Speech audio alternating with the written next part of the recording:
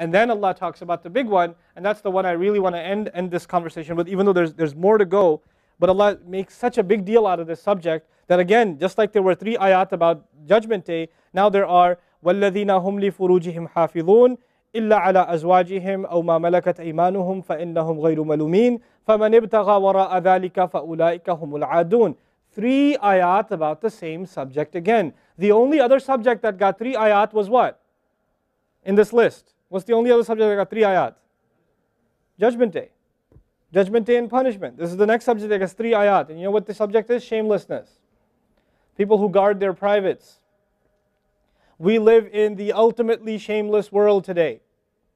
The world in which streaming videos off of any website are available on your mobile device. The age in which the pornography industry is a multi-trillion-dollar industry. The point of which, the agenda of which is to make sure every one of you is a consumer of filth in one way or another. That every man, woman, and child is exposed to this stuff, and they're hoping you are, so you become addicted to it, so you become yet another consumer. This is the gift of pornography to society. It's creating people, turning people into animals and perverts. And some of you, unfortunately, have that addiction.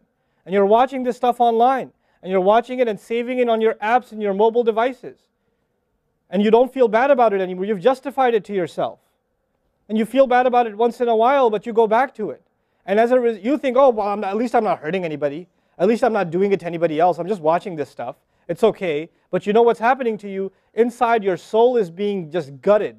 You have no soul left inside of you. So your prayers are empty, and you can't even shed a tear in your salat because your heart is so devoid of the fear of Allah because of the filth you've been watching all this time. It's turned you from a human being into an animal.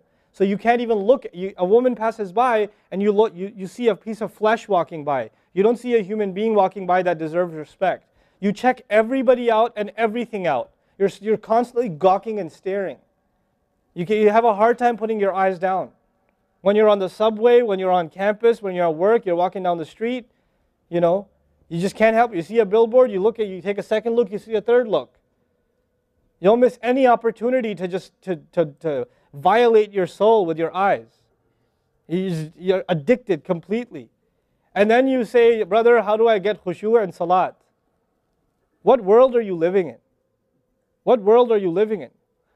Ayyuhal ikhwa, my brothers, specifically my brothers. And I know some sisters have this issue too. It's a sad reality.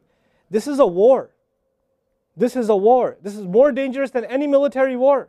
This is the war that's destroying our souls. It's making its way into our homes.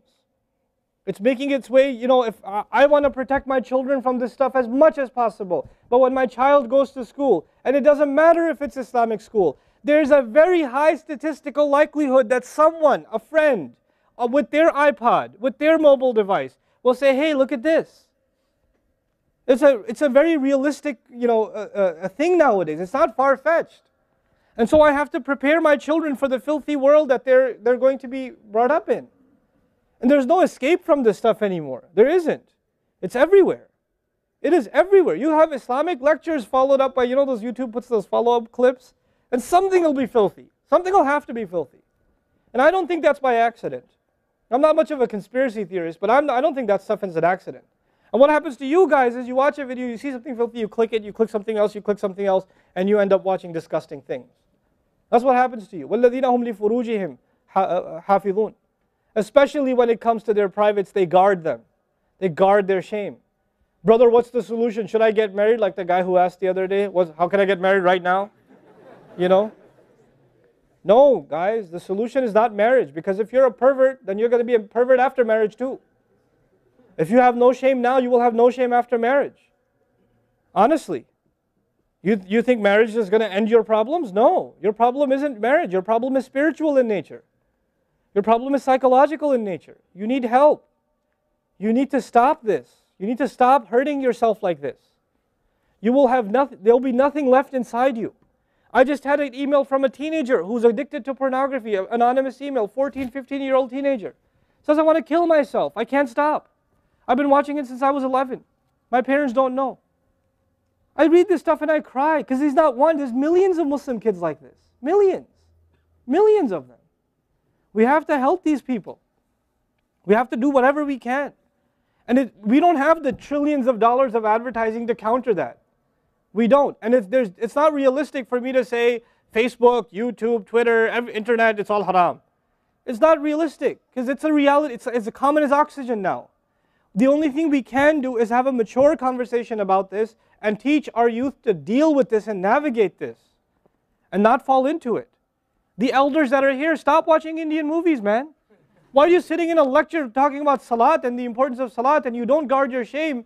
Mother and daughter and husband and wife and sister sitting together watching whatever? God, come on. Stop.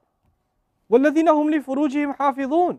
They guard their privates. But guarding your privates doesn't mean you don't commit zina. It means everything that leads to the temptation. Everything that leads to it. They watch it. They guard it. They know it's under attack. They know that their shame is under attack. They realize that their weakness is their urges. Those urges that Allah put inside of us that are so strong. Allah put them there for a reason. He did. And every one of you have them. You don't have to, I don't have to have a dalil for you to have them. I know. The guys that are here. You all suffer that challenge every single day of your life. Especially in a city like this one. At least in Texas we're a little more conservative. Not that much more, but a little more. You know? At least in some towns they don't allow for filthy billboards and things like that. They actually don't even allow the billboards. You know? But that's changing soon because, capitalism wins in the end. Right? But you guys are living in this city where you're exposed to everything and anything. Everything and anything. And you have to really go out of your way to guard yourselves. This passage is not about high goals. This is about the bare minimum. I told you that, right? This is the bare minimum, folks. The bare minimum is we guard ourselves from shamelessness. We wage a war within ourselves against that tendency. And I know some of you have tried to quit before and you go back. And you've tried to quit before and you go back again. And you go back again. And you keep falling into that trap. I know some of you have done that. And you're struggling with it. But don't give up on yourself. Don't give up on yourself. And whatever it takes, if you just don't be alone. Don't be by yourself. Be with good friends. Be outside. Study somewhere else. Go to the library and study. Go somewhere where other people are around. Because when you're by yourself, shaitan gets you. And if the fear of Allah isn't enough for you, at least the fear of other people will work for you. At least something's better than nothing.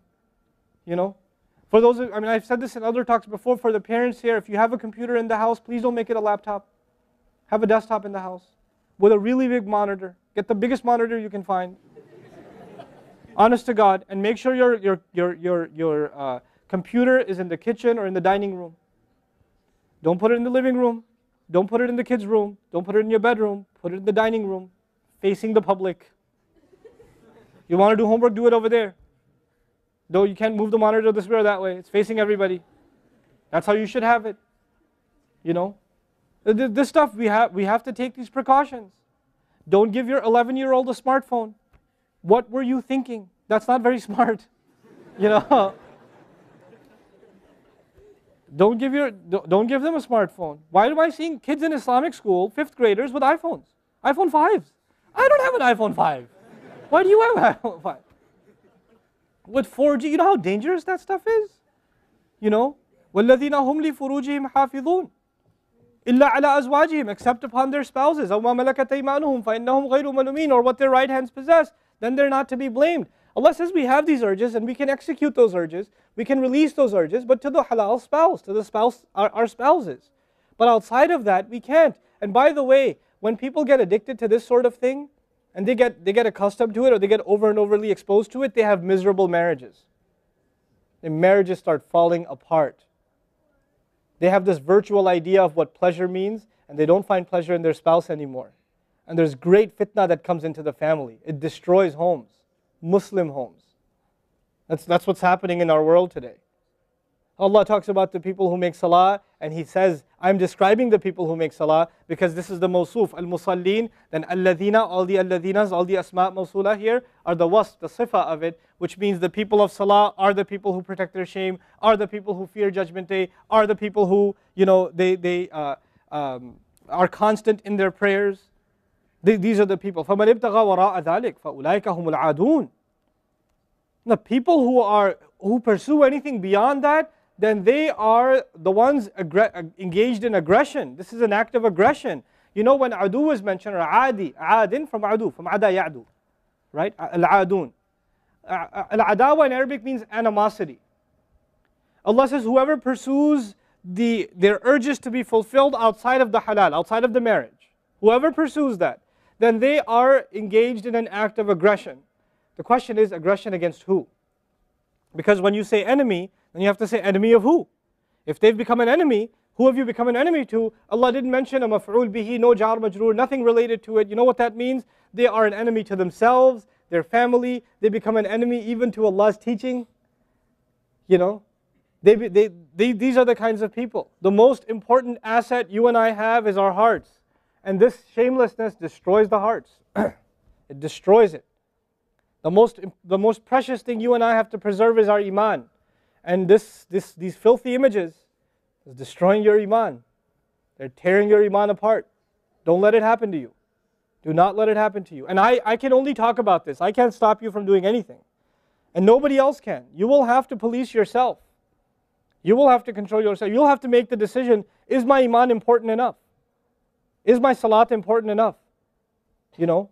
Or should I just carry on and pretend? You know what I told you about jazur, right? When you come across evil, you just don't want to deal with it. You just ignore it. There's a lot of people like that. They hear this stuff and they don't deal with it. They just ignore it. And you're jazur. Then you're not from the musallin. Illa al-musallin. If you don't be from the people of jazur, from the jazureen. Don't be from them. The people who just leave it. They don't even deal with their problem. They run from it. And they cave in every time. And they're reactionary. And that's the beautiful thing about the beginning of this passage. Halua, reactionary. Usually we react to temptation. You react to an image and it leads you to a site, which leads you to something else, which leads you to something else. You're constantly reacting to things. You're supposed to learn to have the right reaction, and the right reaction comes when we become people of salah.